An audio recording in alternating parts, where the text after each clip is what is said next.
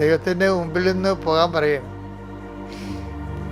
എൻ്റെ പ്രധാനപ്പെട്ട കാര്യം, ഇവന് ഇത് ശ്രവിക്കാൻ പറ്റണില്ല, സ്വീകരിക്കാൻ, ഒബീഡിയൻസ് അതിനനുസരിക്കാനും പറ്റണില്ല. അപ്പോൾ ഈശോ എന്നെ ഏത് സാത്താനൊക്കെ വിളിച്ചെങ്കിലും പാവപ്പെട്ടവനോട് ഭയങ്കര ഇഷ്ടമാണ് ഈശോയ്ക്ക്. അപ്പഴേ പറഞ്ഞു, അപ്പ 10 ദിവസം തന്നെ വട്ടം ചവിട്ടിയിട്ടുണ്ടേട്ടാ അപ്പ എന്ന് പറഞ്ഞു. രാത്രി അപ്പയെ കണ്ടപ്പോഴേ, അപ്പ 10 ദിവസം തന്നെ വട്ടം ചവിട്ടി കേട്ടാ, എനിക്ക് ഉൾക്കൊള്ളാൻ പറ്റണില്ല എന്ന് പറഞ്ഞു. അപ്പം 1-ാം പീഡാനുഭവത്തിനേ ആയിട്ടുള്ളൂ. അപ്പം അപ്പ പറഞ്ഞ്, സാറിയില്ലേ, നാളെ താബോറിൽ അവരെ കൂട്ടിക്കൊണ്ടുപോവാ, ഞാൻ അവർക്ക് ശ്രവണാഭിഷേകം കൊടുക്കാമെന്ന് പറയും. ഓ, അപ്പയുടെ പുതിയ സാധ്യതയാണ്. ദൈവം എന്തൊരു സാധ്യതയാ! എല്ലാം ദൈവത്തോട് ആത്മബന്ധം ഉണ്ടെങ്കിൽ എല്ലാത്തിനും സാധ്യത ദൈവത്തിൻ്റെ കയ്യിലുണ്ട്.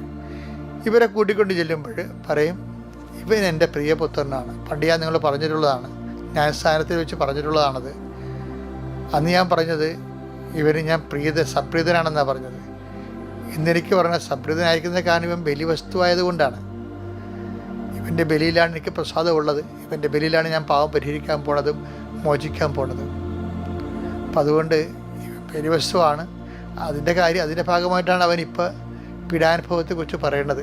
ബലിയെക്കുറിച്ച് പറഞ്ഞപ്പോൾ ഇപ്പോഴവൻ അതിനെക്കുറിച്ച് എങ്ങനെയാണ് ബലി നടക്കണമെന്നതിനെക്കുറിച്ച് അവൻ പറയണത്.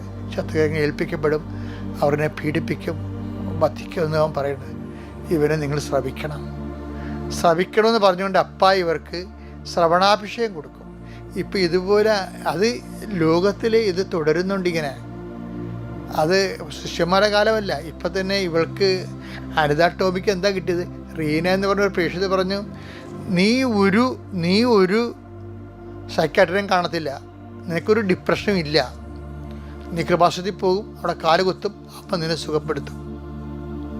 അതോടുകൂടി അവൾ എംപവർഡായി. അതാണ് ശ്രവണാഭിഷേകം എന്ന് പറയുന്നത്. അവൾ കൃപാസനത്തിൽ വന്ന് അവൾ പറയാണ്, ഒറ്റ ക്ലാസ് കഴിഞ്ഞപ്പോൾ തന്നെ എനിക്ക് കുടുംബത്തിൽ എനിക്കുണ്ടായ മുഴുവൻ നീറ്റലും പുകച്ചിലും എരിവും എല്ലാം മുറിവും എല്ലാം ഒറ്റ ക്ലാസ് സുഖപ്പെട്ടു.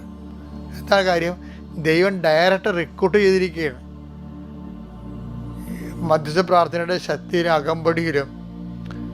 പിന്നെ ഉടമ്പടി എടുത്ത് എന്നെ കാണാൻ വരുമ്പോൾ ഞാൻ റീനയോട് അനിത ടോമിയോട് പറയണത്, നീ എത്രയും വേഗം സാക്ഷ്യം പറഞ്ഞോളാനാണ് പറയണത്. അപ്പോൾ റിസൾട്ട് വരുമ്പോൾ അവൾക്ക് ക്യാൻസർ ഇല്ല.